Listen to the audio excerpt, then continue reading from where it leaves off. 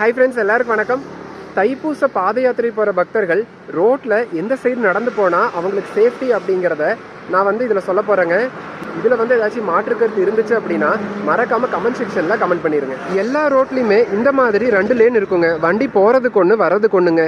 பாத யாத்திரை போகிற பக்தர்கள் வண்டி போகிற லேனோட ஒரு சைடு நடந்து போனீங்கன்னா வண்டி உங்களுக்கு பின்னாடி வருங்க. ஸோ அந்த வண்டி எந்த டைரெக்ஷனில் வருது, உங்கள் மேலே மோதுற மாதிரி வருதா அப்படிங்கிறத உங்களால் பார்க்க முடியாதுங்க.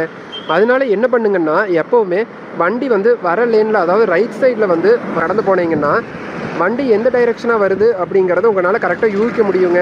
சப்போஸ் வண்டி உங்களை நோக்கி வந்துச்சு அப்படின்னா நீங்கள் தள்ளி வண்டி போகிறதுக்கு வழிவிட்டுருலாங்க. அதனால் நிறைய ஆக்சிடென்ட்ஸ் குறையுங்க.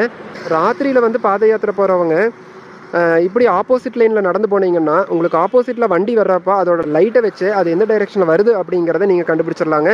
So maximum accidents